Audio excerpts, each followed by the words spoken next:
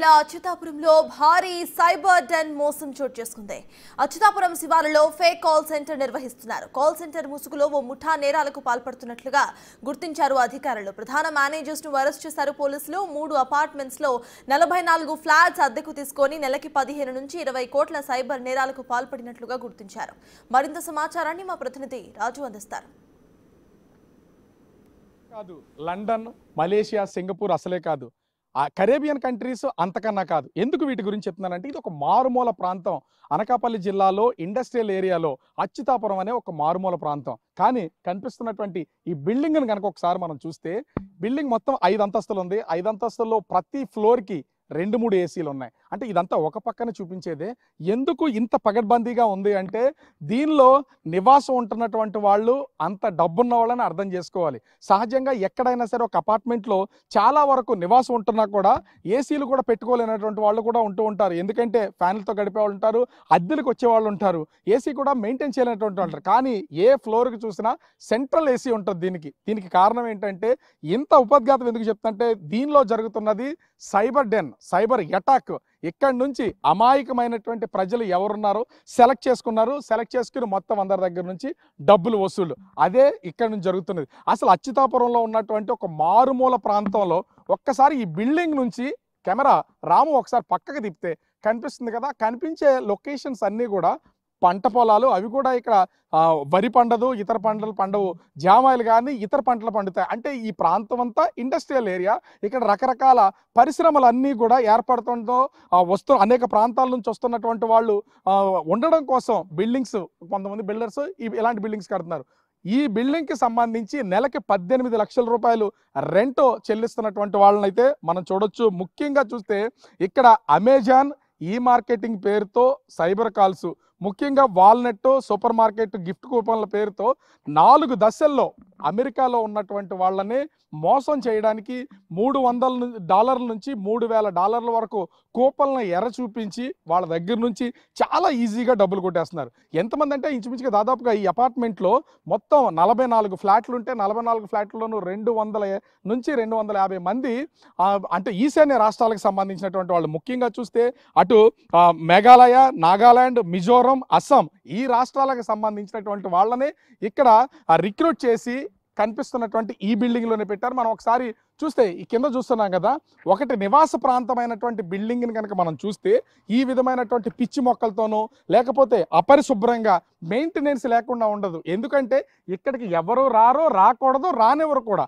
ఇక్కడ అసలు ఎవరు నివాసం ఉంటున్నారు ఏంటి అనేది మనకైతే తెలిసే పరిస్థితి అయితే లేదు. ఇక్కడ చాలా మంది స్థానికంగా ఉన్నటువంటి అలా అనేక మంది వస్తూ ఉంటారు, వెళుతూ ఉంటారు. కానీ ఎవరు వస్తున్నారు ఏంటనేది ఎవరికి తెలియదు. ఎందుకు ఈ మాట చెప్తున్నాం అంటే, ఇక్కడ చాలా మంది పిల్లలు క్రికెట్ ఆడుతున్నారు, చాలా మంది ఆడుకుంటున్నటువంటి వాళ్ళు ఉన్నారు.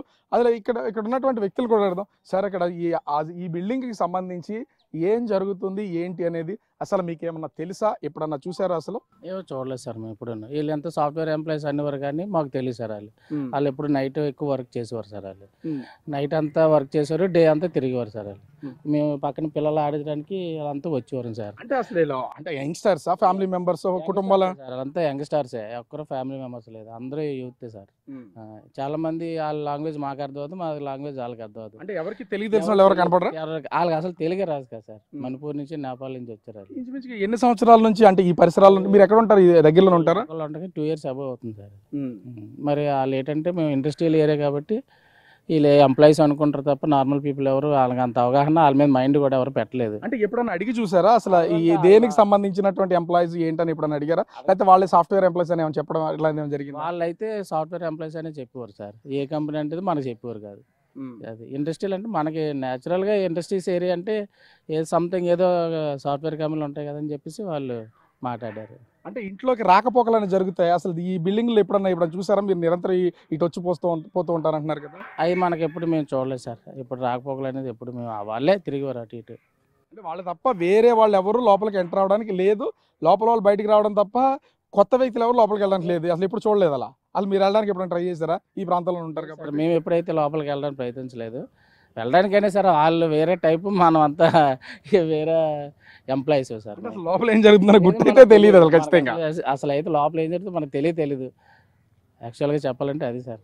సో మనం చూస్తున్నాం కదా, ప్రస్తుతం అయితే ఇక్కడ ఉన్నటువంటి గేట్లో ఉన్నటువంటి వాళ్ళు అటు అనకాపల్లి జిల్లాకు సంబంధించినటువంటి పోలీసులు ప్రస్తుతం ఈ బిల్డింగ్ మొత్తాన్ని పోలీసులు తమ ఆధీనంలోకి తీసుకున్నటువంటి పరిస్థితి అయితే కనిపిస్తుంది. ముఖ్యంగా చూస్తే ఇక్కడ ఆ అచ్యుతాపురం కేంద్రంగా భారీగా ఆ సైబర్ డెన్ అయితే ఏర్పాటు చేసుకున్నటువంటి పరిస్థితి అయితే కనిపిస్తుంది. కాల్ సెంటర్ పేరుతో మారుమూల అచ్యుతాపురం ప్రాంతాల్లో ఏర్పాటు చేసి దాదాపుగా 44 ఫ్లాట్లని వీళ్ళు అద్దెకు తీసుకున్నారు. ఇది ఒకటే కాదు, పక్కన ఉన్నటువంటి మరో మూడు అపార్ట్మెంట్లలో కూడా కొంతమందిని నివాసం ఉండడానికి అద్దెకుంచినటువంటి పరిస్థితి కనిపిస్తుంది. దాదాపుగా సైబర్ క్రైమ్ పేరుతో నెలకి 15 నుంచి 20 కోట్ల రూపాయలు, అంటే దాదాపుగా 24-25 నెలల్లో 500 కోట్లకు పైనే ఇక్కడ అమెరికాకు సంబంధించినటువంటి పౌరుల సొమ్మునంతా కూడా కొట్టేసినటువంటి పరిస్థితి కనిపిస్తుంది. ఇది మనమన్న మాట కాదు, ఇక్కడ స్వయాన జిల్లా ఎస్పీ, అనకాపల్లి జిల్లా ఎస్పీ తుహిన్ సిన్హా తను మీడియాకి వెల్లడించినటువంటి పరిస్థితి కనిపిస్తుంది. ఒకసారి ఇక్కడ ఉన్నటువంటి లొకేషన్స్ కూడా మన లొకేషన్ లోపల కనుక చూస్తే లోపలికి వెళ్ళడానికి కానీ బయటికి కానీ ప్రస్తుతానికి అనుమతులు లేవని చెప్తున్నారు. ఇక్కడ ఉన్నటువంటి పోలీసులు కూడా తమ ఆధీనంలో ఉన్నటువంటి నేపథ్యంలో సిఐడికి అప్పగించాం కాబట్టి కేసు ఇన్వెస్టిగేషన్ జరుగుతుంది, లోపలికి ఎవరు రావద్దని చెప్తున్నటువంటి పరిస్థితి అయితే కనిపిస్తుంది. ఇప్పటికే సిఐడి దర్యాప్తు జరుగుతుంది. సిఐడి హార్డ్ డిస్క్లన్నింటినీ తీసుకుని దాన్ని మొత్తం అంతా అసలు దాంట్లో ఏముందనేది బయటికి తీసే ప్రయత్నం అయితే చేస్తారు. కానీ శిక్షల విషయంలో కానీ తప్పు చేసినటువంటి వాళ్ళ విషయంలో వాళ్ళు ఏమి చేయలేనటువంటి పరిస్థితి. ఎప్పటికైనా సరే జిల్లా ఎస్పీ ఈ డెన్ గుట్టుని రట్టు చేశారు కాబట్టి దీనిలో ఉన్నటువంటి ప్రతి ఒక్కరిని కూడా కఠినంగా శిక్షించాల్సినటువంటి పరిస్థితి ఉంది. మరి పోలీసులు ఏ విధంగా ముందుకెళ్తారనేది మాత్రం వేచి చూడాల్సినటువంటి పరిస్థితి కనిపిస్తోంది. కెమెరామెన్ రాముతో రాజు, బిగ్ టీవీ, అచ్యుతాపురం.